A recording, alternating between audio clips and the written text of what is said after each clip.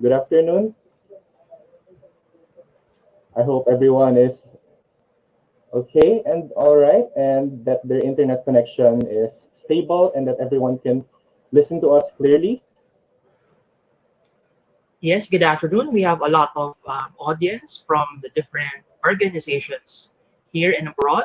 So right now we have 1,700 viewers, and some of the agencies who are participating with us, we can have a roll call of them.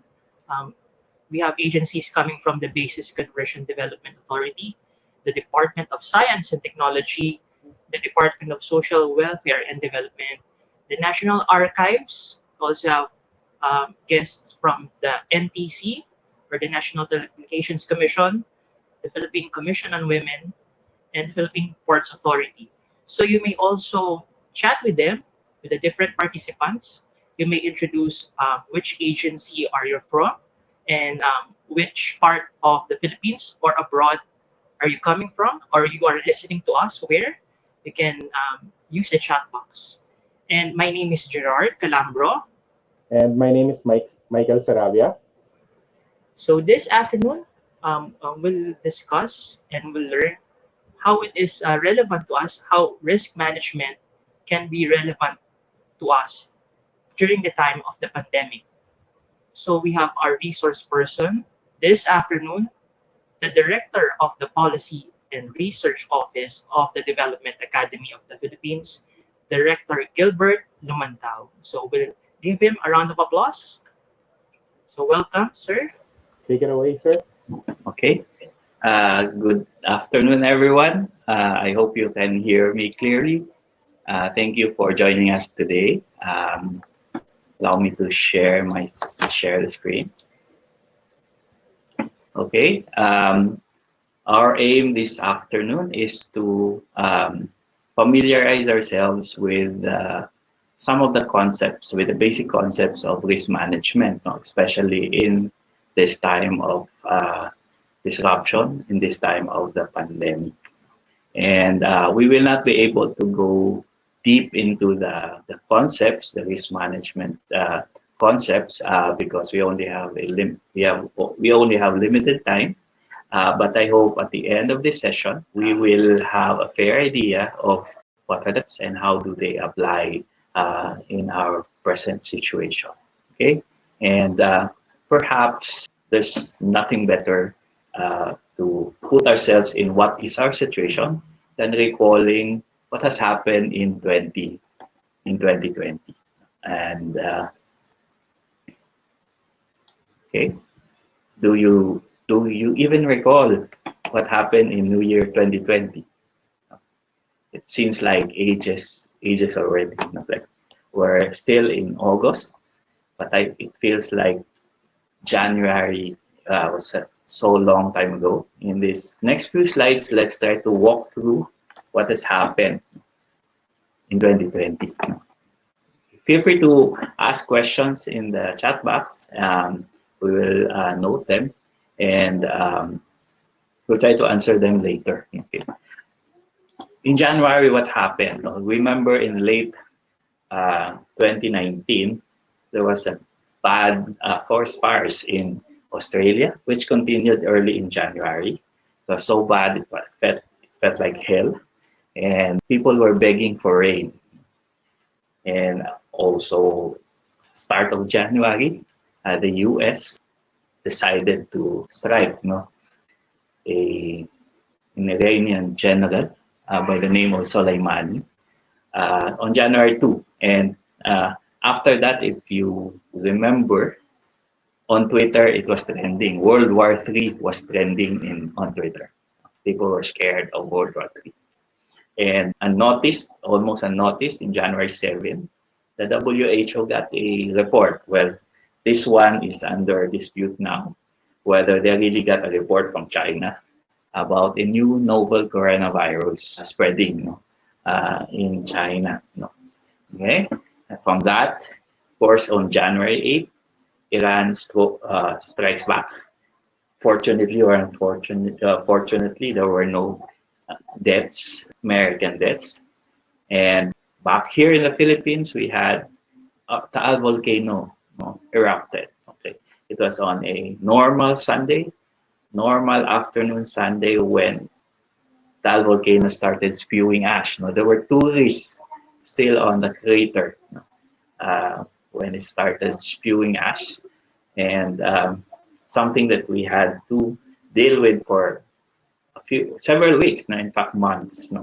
And on January 11, China recorded its first coronavirus death. Well, this is also probably disputed by now because it seems like they've had coronavirus since last year. And on January 23, this is not in dispute, Wuhan went into lockdown. So January 23, they went into a lockdown, which was at the time unprecedented because it involved 11 million residents. Well, that's not unprecedented now. What happened next? Do you even remember? On January 31, and we don't even recall this sometimes, United Kingdom withdraws from the European Union. And on Feb 2, this was after our first cases. On Feb 2, we had our first death. We had, I don't know if you noticed that, we had the first death outside China from the coronavirus. Okay. And on Feb 11, WHO named nCoV as COVID-19. So it was after a month before they can even name it, before they can even properly name it. Okay. On March 7, we had our first transmission. That was if I'm not wrong, the fifth case. If I'm not wrong, this was the case in Green Hills, where it was confirmed that they could not have gotten it outside the Philippines, but locally. So that's our first local transmission, March 7th. Okay. What happened after that? So on March 11, it was officially a pandemic. And later on, we will know what is a pandemic. And on March 16, we imposed what we called enhanced community quarantine in the whole of Luzon. Okay, so that's March 16. Today is August 14. That would be 6 months. Right? We have, at least in Luzon, we now have 6 months in lockdown, or in enhanced, or in community quarantine. Well, nag-iba-iba yung pangalan, but that's community quarantine. Okay, and on March 19, take note, that's how many months since January 8, when we had the Taal volcano eruption. It took months before we lowered finally the alert level for Taal. Okay, so all that time, people were on quote-unquote alert because we still didn't know if we will have an eruption, a succeeding eruption. Okay, and on March 24, take note, Japan postponed the Summer Olympics. We never had a postponement of the Olympics, I think, since the World War. And for the first time, it is postponed. Okay. What happens after that? Italy became the center of COVID-19 spread, and they went into a nationwide lockdown. Okay, unprecedented at the time, but maybe not anymore now. In April 2, it surpasses 1 million. The cases surpassed 1 million. That's in April 2. We will see later on how many millions do we have now. And April 7, Wuhan finally lifted their lockdown, 76 days. That's around 2 months and a half, okay, since they imposed the lockdown. And offering some hope because that means there's a way to stop a massive spread. And in April 9, New York became the center of the spread. And even until now, the US is still leading uh, as with the most number of cases uh, of COVID-19. Okay. What's the implication? Okay. Remember that we just started COVID-19. In a way, you started in January, early January, with no reported deaths yet. How many deaths by June 30? Almost 10 million. We went from zero. How many cases in January? So we went from a small number to 10 million to around 497,000 deaths. That's around 500,000 by June 30 in 6 months. Okay, and what happened? What's happening now? This is as of August 11. We have almost 20 million. So from around 10 million in June 30, now we have 20 million in mid-August. Okay, and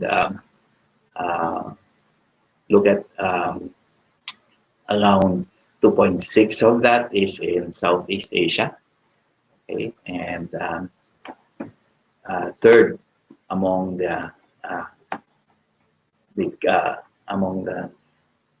among these groups, no, among these groups. Okay, in the Philippines, as of as of August 11, we had around 140,000, almost a few number before we get to 140,000. Today, I don't have the graphics, but today I'm expecting we're on a milestone. We will be at 150,000 by today. Okay, by today, in August 14. Okay, at that number of deaths of 2,000 plus. I'm not sure today, by today, how many deaths would that be? Okay, this confirms that notion that we are in a VUCA world. So a volatile, uncertain, complex, and ambiguous world. In so short a time, we're seeing a lot of uncertainties. There's so much we don't understand. There's so much that is ambiguous. The relationships of things or circumstances and conditions are complex. We are in a complex web of things, and a lot of things are unstable, unpredictable, volatile. What does that say? That means there is uncertainty. There's uncertainty about our situation. We don't know a lot about that situation. And there is also uncertainty about what will happen if we do something.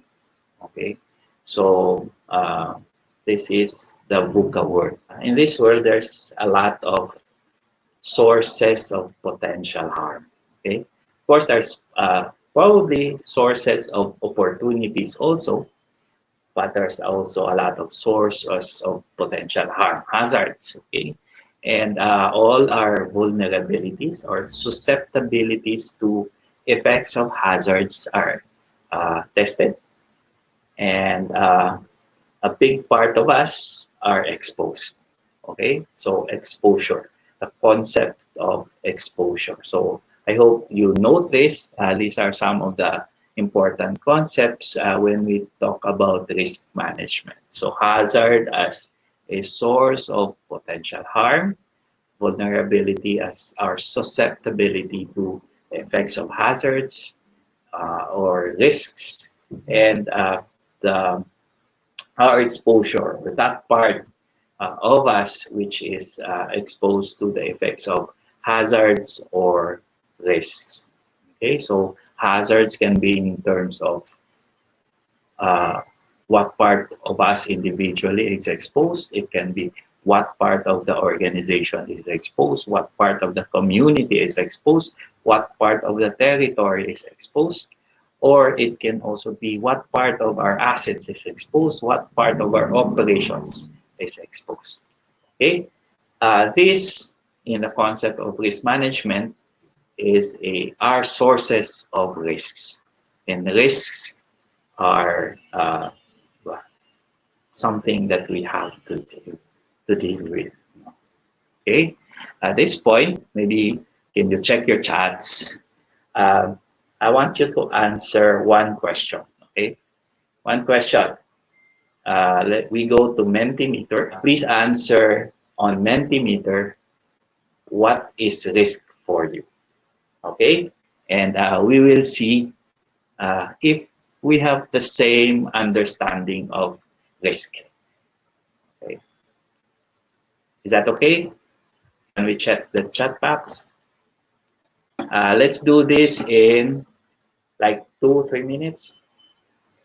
Okay.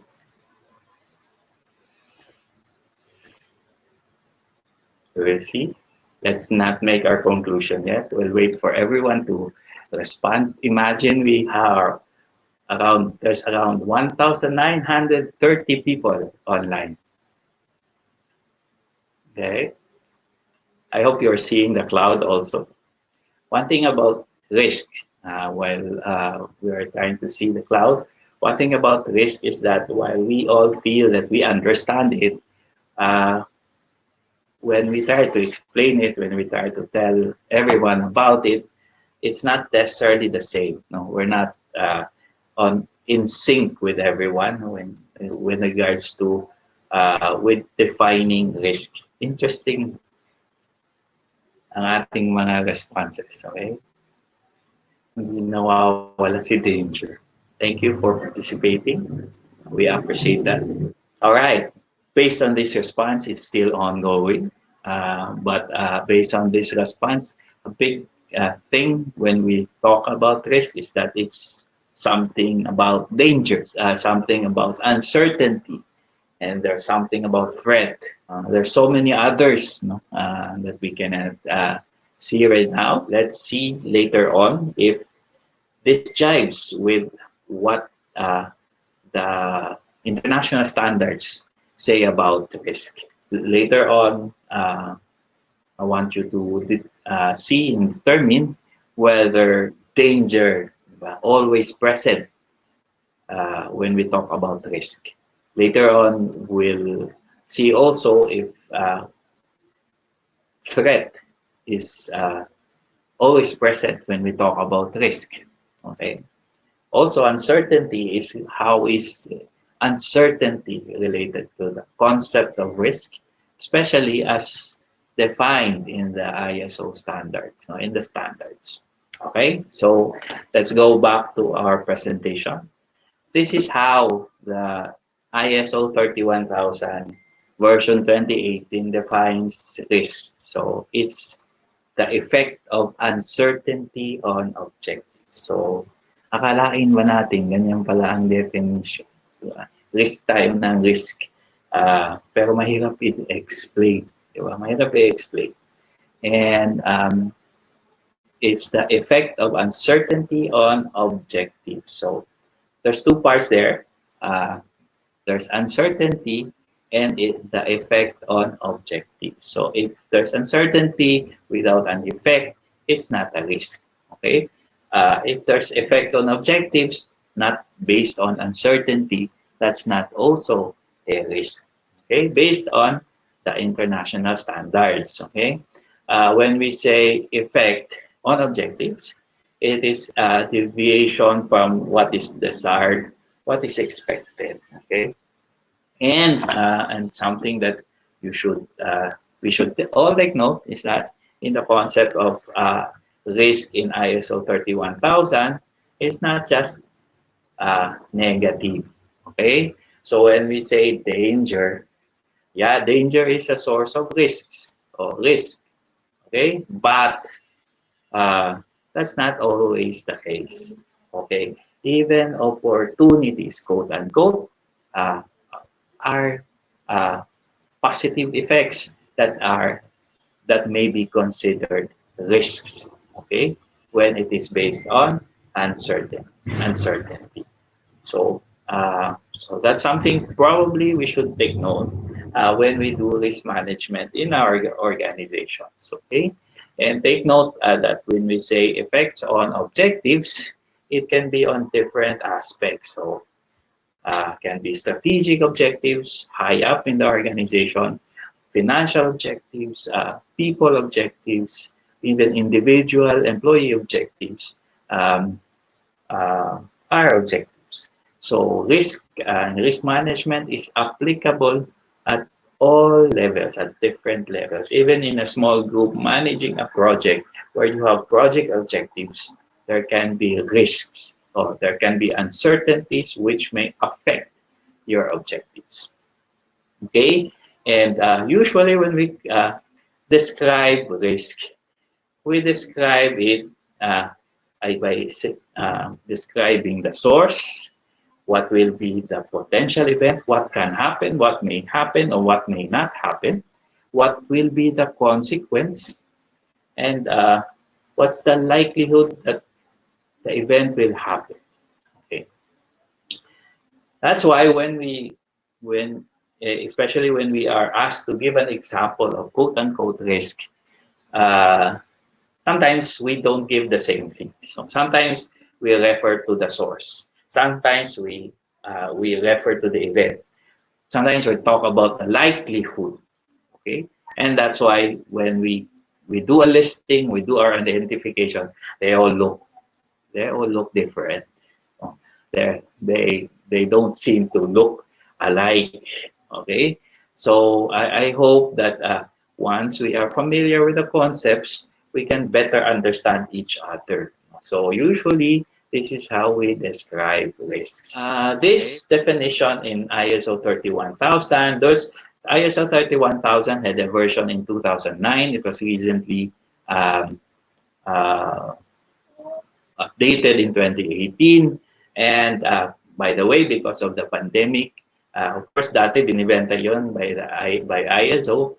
Because of the pandemic, is available online. That definition is really something that was based on Australian, New Zealand practice, which had this definition, a chance of something happening that will have an impact on objectives.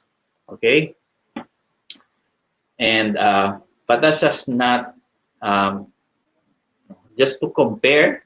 Uh, this definition is generally the same, no, as used in other, no, reference documents. So I'm sure many of us come from offices with existing quality management systems under ISO 9001. In that, at least in the version of 2015, which is supposed to be risk-based, where there is required risk-based thinking. The definition of risk is the effect of uncertainty on expected results. So which is very close to objective. No? And in the project management book of knowledge, which is the reference for project management, it is uncertain event or condition, longer, but it still says the same. No? Uncertain event or condition which has a positive or negative effect on project objectives. Okay, even the COSO ERM framework, which is the US practice, any event that will adversely affect achievement of objectives. So in the World Development Report, we did here probably, which is more consistent with what we think of risk as danger, it is the possibility of loss, injury, disadvantage, or destruction. Okay, so pretty much the same, but slightly different, no?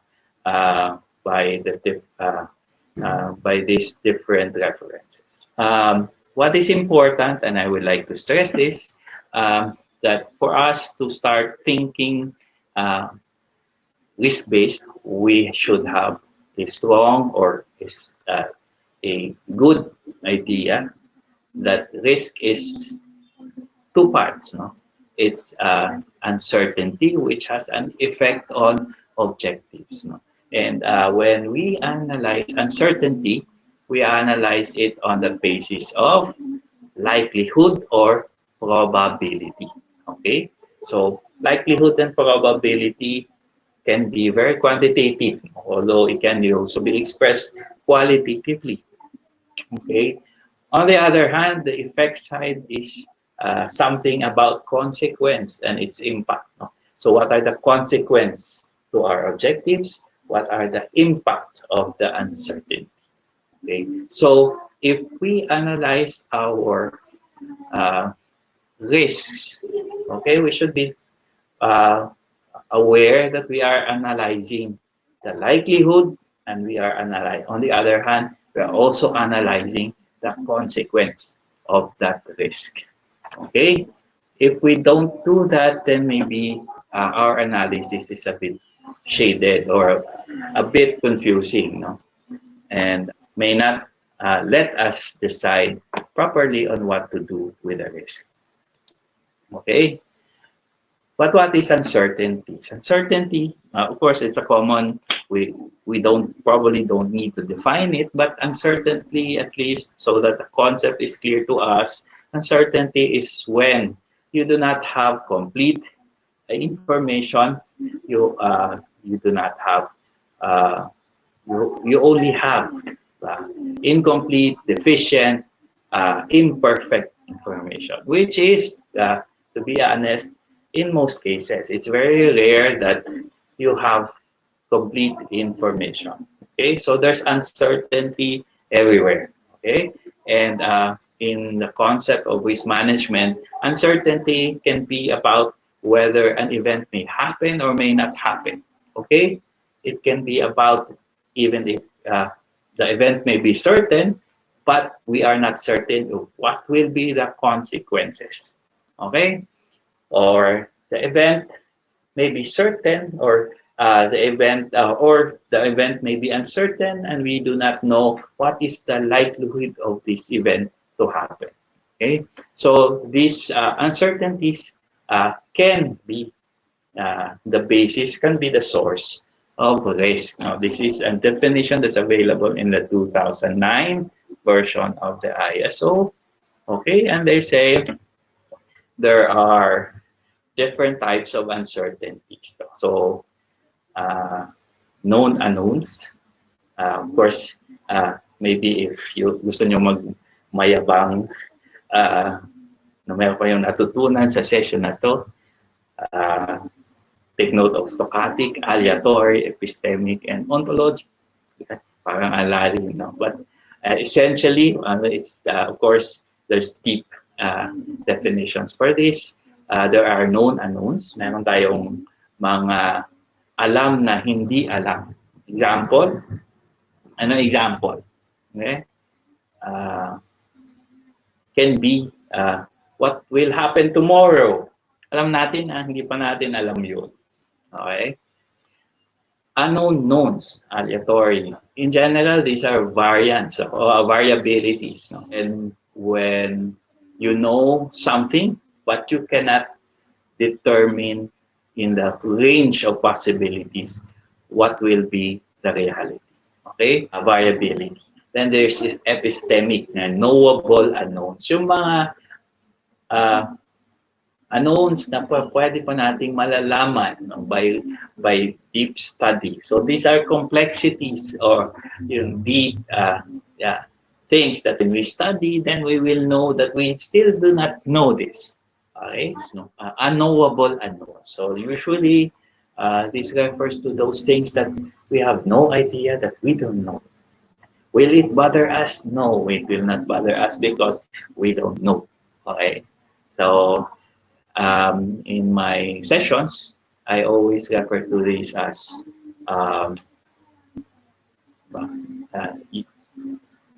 the blind spots that we have.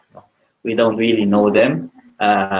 if you are not conscious, you do not provide allowance for it, then then we will not, you will not be uh, uh, aware of it. You will not even be ready for it. Okay, so there are these types of uncertainties. Take note that what we are trying to stress here is that there are different types of uncertainties. Hindi lang yung um, not just the first one, unknown unknowns. No, there are others. No, that we probably will not know. There are unknowns that we are not yet aware of. Okay, we can be aware of, or there can be those that we will never be aware of, and still you need to provide allowance. Okay, so this is important because this goes to how do you really manage uncertainties. Okay, but of course there are so many uncertainties, but you only, at least for risk management, you only worry for uncertainties that matter. Okay, and uncertainties that matter, uh, only uncertainties that matter have an effect on our objectives. Okay, and if it does not have an effect, uh, then we should not worry about it. Okay, pwede pong marami po tayong hindi alam. Hindi natin alam, halimbawa, kung ano bang mga hindi natin alam. Okay? Hindi natin alam kung mananalo pa kaya si Trump sa November. Hindi natin alam. Does it matter? Okay, maybe yes, maybe no, no sa atin. Okay.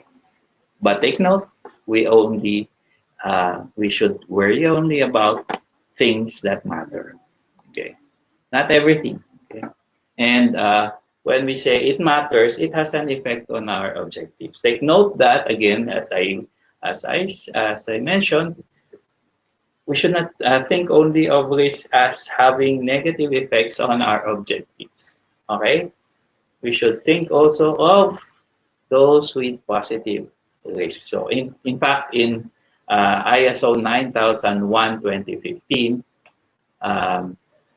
they refer to risks as risks and opportunities, meaning that they are probably referring to negative risks as well as positive risks. So what kind of things, what kind of uncertainties have that kind of effect? No, can have one or two, one aspect negative, can have positive. It can have also to different peoples, to different organizations, negative risks, and to others, positive risks. Sample, yung pagtaas at pagbaba ng ating currency, ng Philippine peso as against the dollar. Okay? Is that negative or is that positive? Yes or no? Okay. Well, to some people, that would be negative because, pag tumaas ang, kumbaga, if our peso is devalued, then maybe loans with in dollar currency may be affected, etc. But to some, it's positive, no? Especially for our OFWs. So, pag na-devalue ang ating peso, tumaas ang palitan, then masaya ang ating mga OFW. Positive on their part, negative on others. So, but what is the source? Uncertainty, because the exchange rate changes every day. No, in fact, every now and then, every day it changes. Okay, and conceptually, this is how we may look at this. No, there can be uncertainties in terms of happening of an event, or as a consequence of an event, or the likelihood of an event, and it will have an effect on objectives, and then that becomes a risk. Okay, again, the definition of risk is, ano nga ba? I hope you will remember. If there's anything that you will remember from this session, what is risk? Risk is the effect of uncertainty on objectives. We go back to COVID. Now, COVID is an infectious disease, no, caused by a new coronavirus. So it's a type of virus out there. COVID is just the newly discovered one. Okay, most people are infected with the virus. We will have just mild to moderate uh, illness, no, mild moderate symptoms, and can recover without special treatment. But a certain percentage, especially older people and those with underlying problems, medical problems, they will be they will have more critical. No, there will be illness. It spreads primarily through droplets, although you know that there's a continuing debate whether it can spread by air, whether it can be quote unquote aerosolized, and still a continuing determination. That's highlights the fact that we still are learning what uh, about the virus, even up to now. After what? After 7 months, when we started monitoring it. At this time, there are no specifics, although we know there are a lot of efforts to come up with vaccines, including the Russians. Joke doon is rush yan. Okay, madali yan. And there are efforts in China, in the US, in the UK, even in India. Just recently, Indonesia said they're also trying to develop their own vaccine. Okay, so but there's still no vaccine, and while there are some treatments being tried, there's no really um, officially designated treatment for COVID-19 until now. Okay, so what does that mean to us? A lot of is a source of harm, a lot of uncertainties. Okay, and which brings us to the concepts of pandemic. Now, I hope we are aware that there are that's different levels. Can be an outbreak, so there's infection of a disease, of people of a disease in an area. An epidemic is a occurrence of it in a community or a region. So at the time, COVID was considered an epidemic, at least in China. Okay, until what, in March, middle of March, WHO declared it as a pandemic. A pandemic is an epidemic of worldwide proportion, over a wide area, crossing international borders, and usually affecting large number of people.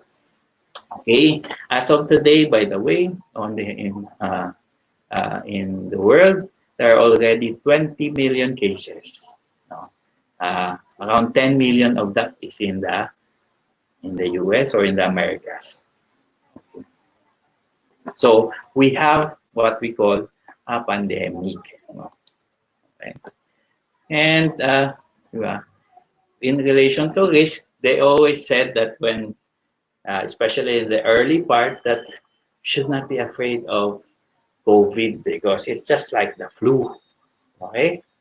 Why? Because it's not as fatal as the other viruses, as Ebola, as MERS-CoV even. It's just like a flu. And there was, in fact, there were some leaders who at first thought, let's get herd immunity, rather than spend so much effort trying to avoid it. Let's have at least what a big percentage, 60, 70, how many percent is it to achieve herd immunity? Because they say if you have around that percentage of people already experiencing the disease and having immunity, then the virus will not spread anymore. But what does that mean? It's based on those were based on knowledge at the time when the virus was still very new, and ultimately you have data to show that it's worse than the flu. Okay, it's worse than the flu. If you look at this chart of this figure, um, yung replication rate niya is higher than the flu. Sa flu is just 1.3. Here it can go as high as 2.5. So one case can infect around average of 2.5 persons. Okay, it stays longer.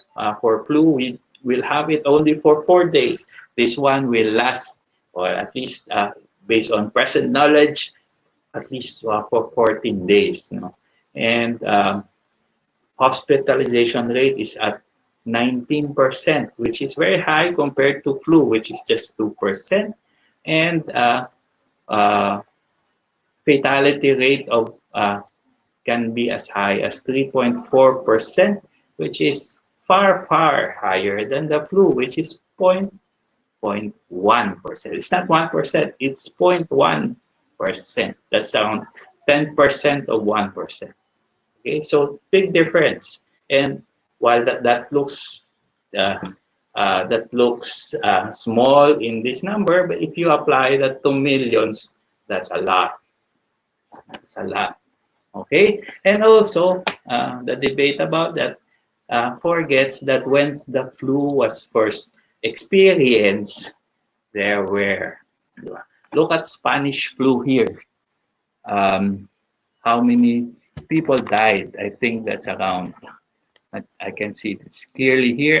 I think that's around 40-50 million when it was first, when we experienced it at that time in the 1800s. So imagine death of around 50 million.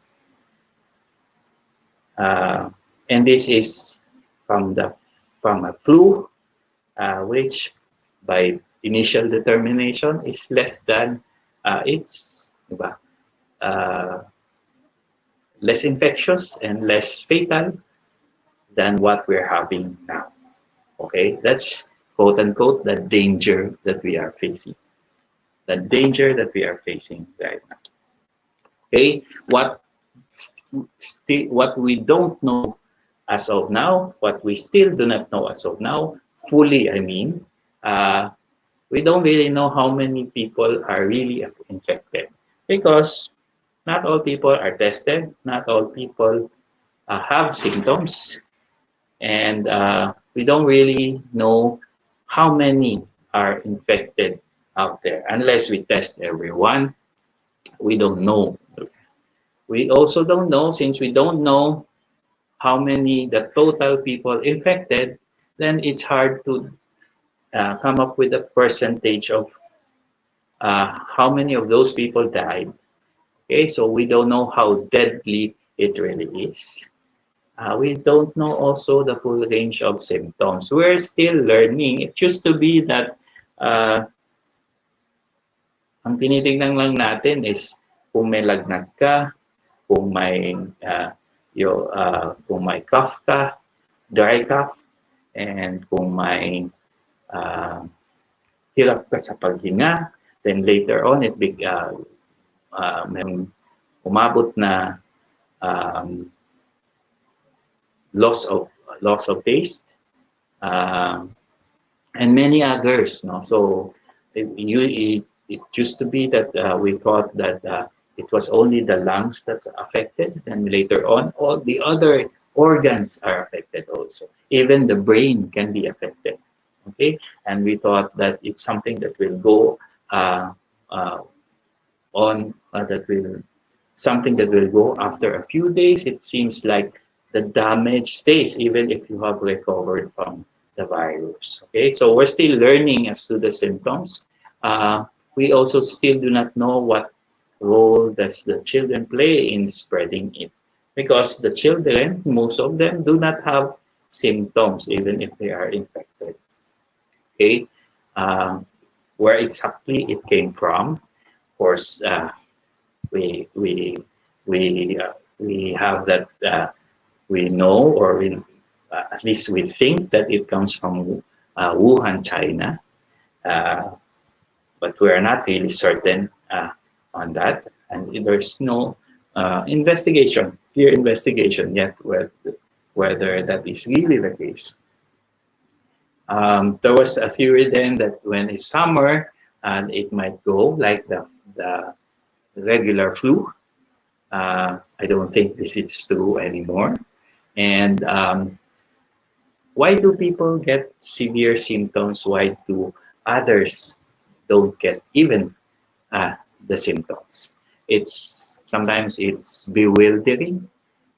Okay. Even if you look at it, you don't know why this person was critical and you don't, and others are not. Okay. Some they say because of um, preconditions of existing conditions, but if you look at it, there are people who do not have those conditions and they still are critical. And yet there are people who seem to do not have seem who do not have the symptoms even. Okay, so we still do not know that how long the immunity lasts. This is something that will probably define our new normal state. So if it is something that you can get uh, infected again, then it will stay. Diba? Our concern with COVID-19 will stay because unless there is a vaccine that will make us immune of it for a long time or even for life. Okay, and whether it will mutate, well, this has been uh, settled. I think it is mutating, not necessarily to a bad version, but it is mutating. Okay, so there are uncertainties. Um, there are uncertainties with regards to COVID, which may have an effect on us individually, on our organizations, on our country, on many things that we try to achieve on our objectives. Okay? Dito sa picture na to, on the chat box, can I see what uncertainties and what risks do you see in this picture? You know this picture, I'm sure. What uncertainties and risks do you see in this picture? Can you type on the top chat box? Let me see what you think. Okay. No social distancing, widespread of the virus, transmission, high infection rate, risk of getting COVID, exposure. Those are good. Uh, So everything, a lot of the things we're talking about here, about risk, about exposure, about effects, about vulnerability, is present here. Who are these people, quote unquote, locally stranded individuals wanting to go home to their provinces? And for some reason, uh, some agency of government asked them to go to the Rizal Memorial Stadium for them to get bused to their provinces. Okay, uh, in in in absolute violation of uh, the restrictions. Because why? What's the restriction? No public assembly more than what? 5 people. Okay, this is more. How many times a violation to that restriction? So risk potential spread of the virus, not just between them, but what? To the provinces where they will all end up. Okay, and and most of the provinces, even before they started receiving OFWs and LSIs, had 0 cases. Okay, and they were not prepared for this risk. They were not prepared receiving people who were managed like this. Okay, perhaps if people had better appreciation of concepts of risk and how to manage risks, then this probably would not have happened. How are we managing COVID as a country, as a nation? Is we the IATF always says we are using a whole of nation approach. Okay, and we are trying to reduce the spread by community quarantine, and its name has evolved over time. And we started from community quarantine to enhanced community quarantine to modified enhanced community quarantine to general, I think there's general community quarantine to modify general community quarantine. Okay, and there are different levels. In a sense, even if you compare it with the practice in other countries, it's a lockdown. Okay, and we have been on a lockdown, as I said earlier, at least in Luzon for now. By tomorrow, I think over the next day, for a good 6 months. And what's the objective? The objective is flatten the curve. Flatten the curve. Do you think we are successful in flattening the curve? The number of cases, the number of new cases.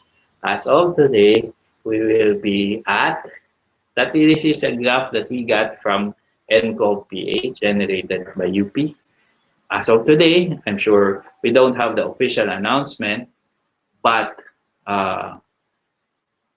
as of today, we will have 150,000 cases, confirmed cases as of today. And the graph looks like that. Is it flattening? Yes or no? Do you think it has flattened? Because how can you even say that has flattened? Some people in government said on live media that we have flattened the curve. No, we have not. Okay, it's still going up. Okay, and if you consider that as our objective with our whole of nation approach, we are not yet successful. Okay, we are not yet successful. Okay, individually, we are also managing risks, and this is something that you should all be aware. And there's a possibility of us, every one of us, especially when we go out, if we go out, even if we don't go out, okay, there's a possibility of us getting infected. And how do we manage it? How are we managing it? We manage it by what? Distancing, social distancing, and the wearing of masks. So when you wear masks, you reduce wear mask plus face shield, which is now being advocated. You reduce your exposure by 93%. That's based on this reference. When you social distance with the mask, that's 94%. When you social distance with 1 meter, that's 94%. If you make it 2 meters, that's 97%. 2 meters is around what? More than around 6 feet. And if you social distance by 1 meter plus the mask and plus the face shield, you're actually protecting yourself, by 99%. Okay. Of course, the assumption is that you are using all of them properly. Diba? Siyempre, pagka nagmamask ka naman, you're not using it properly, that's not 99%. Okay. So we are also managing risk individually. Take note that risk is applicable individually at different levels, individually at the organization level, at the unit level, at the community level, or even at the uh, country level. Okay, so uncertainties can still affect, diba, objectives at different levels.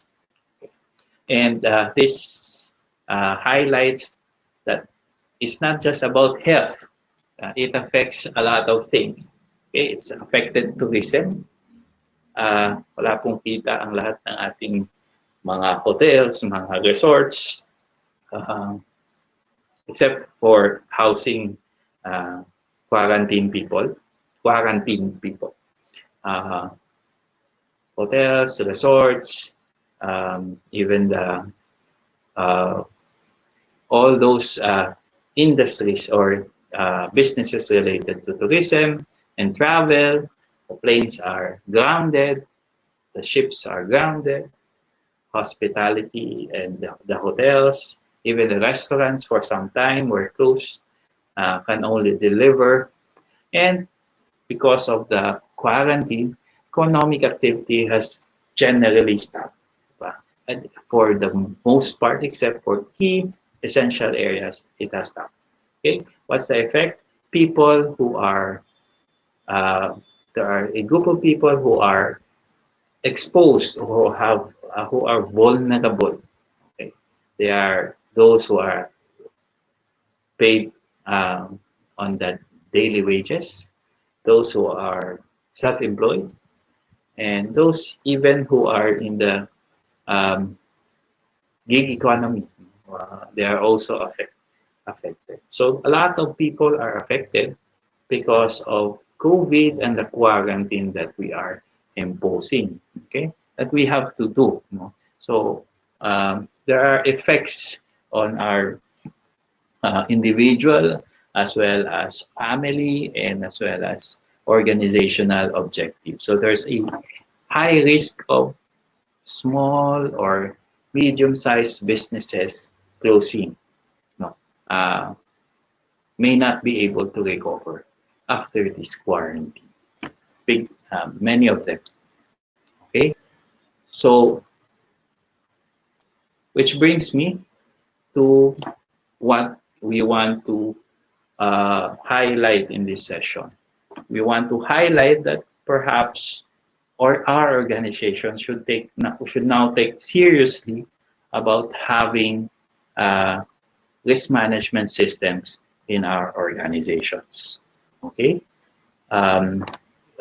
why should we manage risks in our organizations? We face a lot of external and internal factors leads to uncertainties in our organizations, uncertainties that may affect our objectives. And managing risks will allow us to pursue our strategies, our objectives, using and making informed decisions. When we manage risk, it should be part of governance. No, it should not be something that only a committee is handling. No. It should be integrated with the way we manage our organizations, and it should be part of all activities associated with running the organization. So in at least in ISO 31000, the concept is risk management should be integrated in the way we manage the organization. We should consider external and internal context when we do it, is including human behavior as well as cultural factors. And it should be based on, later on we will show this and this is explained in the standard, should be based on principles, the framework, and the process outlined in the standard. Take note that maybe risk management already exists in our organizations, but may not be existing or it may not be fully integrated in our management systems. No? The advocacy of the ISO of the standard is that we should integrate it seamlessly with our management systems. Okay, how do we do that? Okay, we do that at least as illustrated by this illustration by these three circles. We do that with guided by the principles, following the framework, and using the risk management process in managing risks. No? The principles includes this based on the standard. Risk management should be integrated, should be part of the system, part of the organization. It must be structured and comprehensive. Hindi lang yung ad hoc or widow. It should be comprehensive, covers everything. It should be customized to the organization. It should be inclusive. You don't manage risk with just a few people, but including everyone in the organization, all stakeholders. And it should be dynamic, continuous improvement, and it's based on best available information. You cannot have complete information ever. So it should be based on best available information, and consider human cultural factors, and there should be continuous improvement. So we should be guided by that principle. And when we do risk management, it's also like a continuous improvement cycle, as in our quality management system. It goes from integration, design, implementation, evaluation, and improvement. Okay, that's how we set it up. And when we manage risk, we do this. Okay, before we do assessments, we must establish our context, our scope, our context, come up with a criteria, and we evaluate. And it's we assess. No, so assessment includes identification, analysis, and evaluation, no, of the risks identified. That's risk assessment. Only if you have done risk assessment, then you can decide what kind of treatment do you pursue. Of course, there's all this should be communicated and monitored and recorded and reported. Okay, so this is the risk management process. Explained further in the standard, and perhaps you can also learn that later. Okay, so we establish the context first. We scan our environment. How do we do that? You can do SWOT, and SWOT can be, of course, SWOT is both internal and external. And we relate that to why do we do SWOT? We try to identify uncertainties in our organizations. No? And we relate those uncertainties with our objectives, usually reflected by our strategy map, can be also on our project objectives, now using the log frame, and try to manage it. Here in this slide, on the chat box, who do you think is managing this? The one on the left or the one on the right? Meron right, meron left, or both? Okay.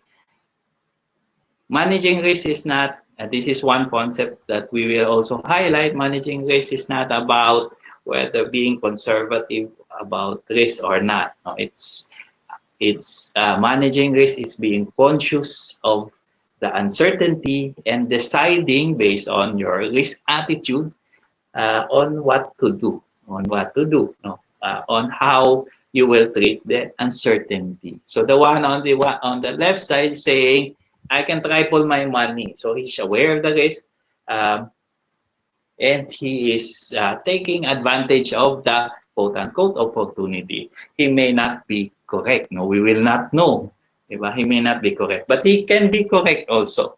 On the other hand, the other one is conservative, risk-averse, and he is managing risk also. And he thinks that, why would I let go of my money, which is already certain? Okay, he is a managing risk also. So no one, both of them are managing risk. So it's not a correct concept that managing risk is always to be not to take the risk. Okay, taking the risk is still managing risk. Okay, and that's one of the things that we will highlight. Of course, uh, this one, he has identified the risk, he has analyzed the risk, nag-measure pa siya. Because may risk treatment siya. Puputok yan, and he's managing it by covering his ears. Okay, may not be the correct management. Okay, so this is the concept of likelihood. The chance of something happening can be measured quantitatively or qualitatively. Okay, and consequence meaning the effect on objectives. No, can be one effect or can be a range of effects. Can be qualitative or quantitative. It can be cascading or cumulative. So take note that these are the things that you assess, and when you assess it, you use a criteria, something like this, and try to you come up with uh, what is your assessment as to the level of risk based on your analysis of likelihood and consequence. So these are just examples that you can develop this when you do your own risk assessment, risk criteria for your organizations. What do we do with the identified, analyzed, and evaluated risk? We treat or we do something about them. And there are four general um, types of treatment. First is to avoid. For example, if you are to pursue a project in conflict areas and there's a risk of your engineers getting kidnapped or getting killed, what avoidance is one option. Avoidance. What is avoidance? Don't pursue the project altogether. Okay. On the other hand, what's acceptance? Acceptance is, let's pursue it, bahala na kung si engineer ay makidnap. Okay? Acceptance. Bahala na. Okay? Mitigating is reducing either the likelihood or the consequence of the risk. Okay? So we try to reduce the likelihood. How? Padala natin ng isang batalyon ng militar, which probably will increase the risk. Or, diba? Let's ask the city or the municipality to do the project for themselves. That means we don't have that. Diba? We reduce the likelihood of our personnel getting kidnapped. Okay? But also, that's a bit of a transfer already. When you ask the local government to do it for you, that's transferring the risk to them. Okay? Let them manage it better. Why? Because they can manage it better. Insurance is a good example of transfer. The kind of treatment that you pursue is really a expression of your risk attitude. Some organization are risk averse, especially government. Sa atin, lahat na lang, takot tayo. Lapis, takot tayong nakawan. Kailangan pumirma, or ballpen, kailangan pumirma pag nanghingi ka.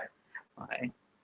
Punta ka sa clinic, manghingi ka ng Neosep or ng gamot, pipirma ka. Bakit? Takot tayong nakawan ng gamot. We are so risk averse. On the other hand, some organizations are risk seeking. So they do better if they take risks, no? Or entrepreneurs' businesses. Okay, so this is the concept of risk attitude and being risk averse and being risk seeking. These are still different types of risk management, okay, depending on our risk attitude. Okay, so we go back to where we are now. Okay, we are in a volatile, uncertain, complex, and ambiguous world, and there's still so much coming. Okay, as I mentioned, by today, we will have 150,000 cases of COVID, around 2,000 plus deaths, okay, and it's still continuing. There's a lot of things happening in the US. There's Black Lives Matter. There's a possibility of second wave in those areas na they have already um, flatten the curve. Even in South Korea, it's raining and it's flooding. In Lebanon, a few days ago, there was a big explosion. In Beijing, I think a few days ago, they declared a lockdown because of bubonic plague. Okay, so there's a lot of uncertainties that we face, and it's better for us to plan, not just for the certain, not just for the known, but also for quote unquote the unknowns, the uncertain. Okay. These are our references for this session, and perhaps as by way of ending, we have a poll. We have a poll here. Tell me, I'll tell everyone, are you satisfied with the Philippine response to COVID-19? Please take time to answer them. At the same time, feel free to ask your questions on the chat box. We will entertain some of them. For those people who are still listening, you may now put your questions on the chat box, and we would be reading them out for Sir Gilbert to answer them. Did you see the poll?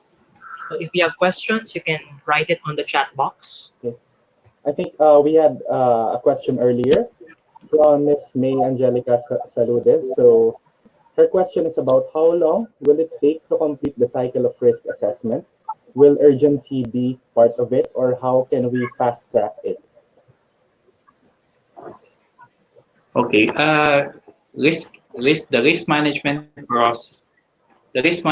process, as well as the risk assessment part, is really something that's based on need, or based on uh, applicability in your situation. So there's a cost and benefit factor there. So you don't do a very complex process if the significance of what you're analyzing is minimal. So it's really based on what's applicable to you. So it can be as simple as a brainstorming process by a few individuals, or it can be a very long process depending on the need. So it's not something that you say you can do in 3 days. Perhaps you can do it in 2 hours or 3 hours, based if you are just analyzing or you're just assessing risk of a project, for example. But if you are assessing a risk for an organization, then maybe it will take time. All right, so we have another question from Ms. May Tonog. So what is the difference between threat and risk? Sir, if you can answer that. Okay. A threat, as we understand it, is a source of a hazard in a way, which is external. No, which is external, a threat. No, so sometimes we think that risks or can always will only come from external hazards. No, but I don't agree really with that, because there are internal weaknesses even in our soul that may cause uncertainty in the organization. So our employees, people we hire, are sources of uncertainties. Sometimes we hire people we think they are good people, may not be really good people, and they can be source of uncertainty. So those, when we say people, when we say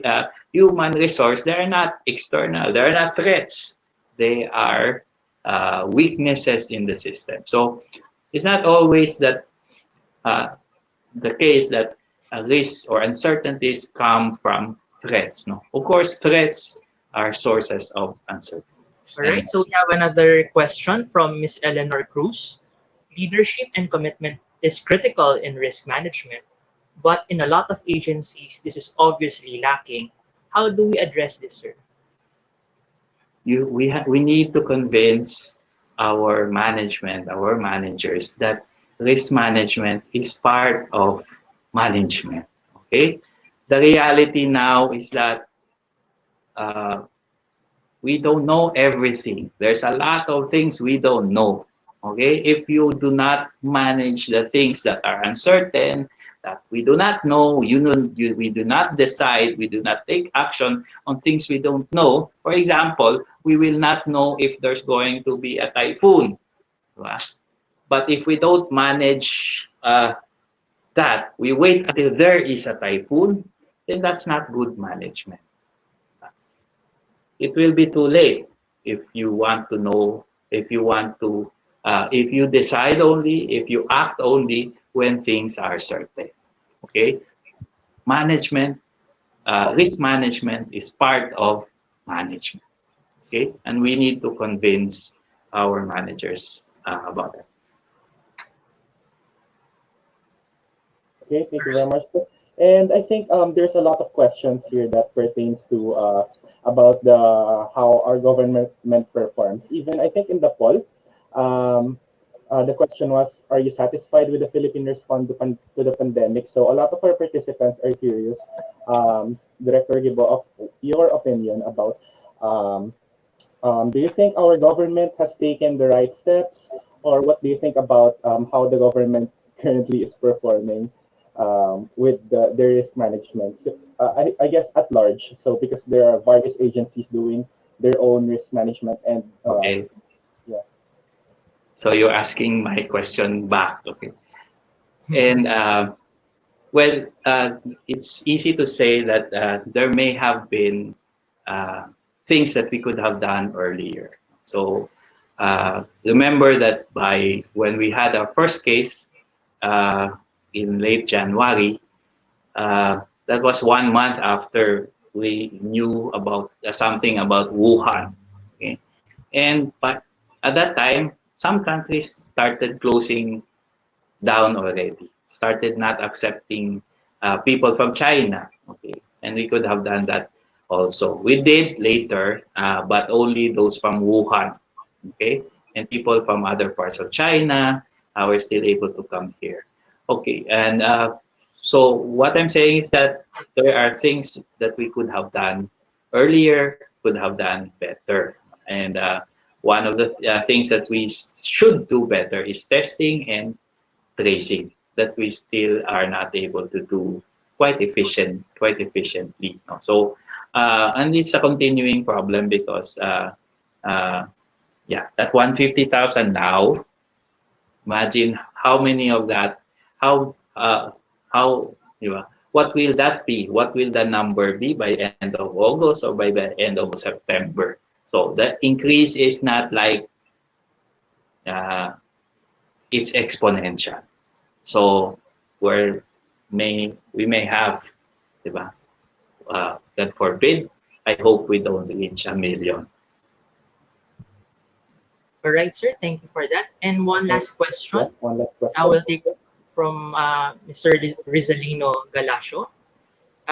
He's asking, in an ISO certified organization, is there already established risk principles and guidelines for ISO 9001:2015 QMS as of now related to pandemic risk in order for us to adopt in our office? What can you say about that, sir? Okay. In ISO 9001, if you are ISO 9000 2015 certified, then you probably are implementing what we call risk-based thinking, and there are processes for you as part of the quality management system to identify risks and opportunities and to pursue actions to address these risks and opportunities. These are part of the things that is monitored and reported to the management in the management review, and always also part of the continuous learning of the organization. So in 2015, the version of 2015, the objective was to integrate risk management in QMS. No? So, but of course, in the quality management system, we identify risks. Sometimes, of course, and it's true for many organizations, even for countries, we did not really foresee uh, the pandemic. No.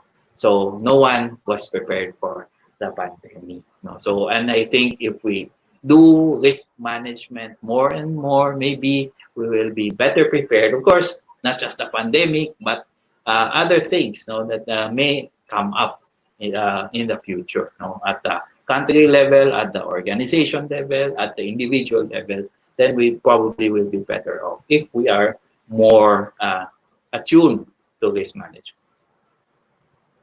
All right, sir. Thank you for joining us this afternoon. Okay, thank you so Director much. Lumantao. I hope that was a good time. Sorry for extending.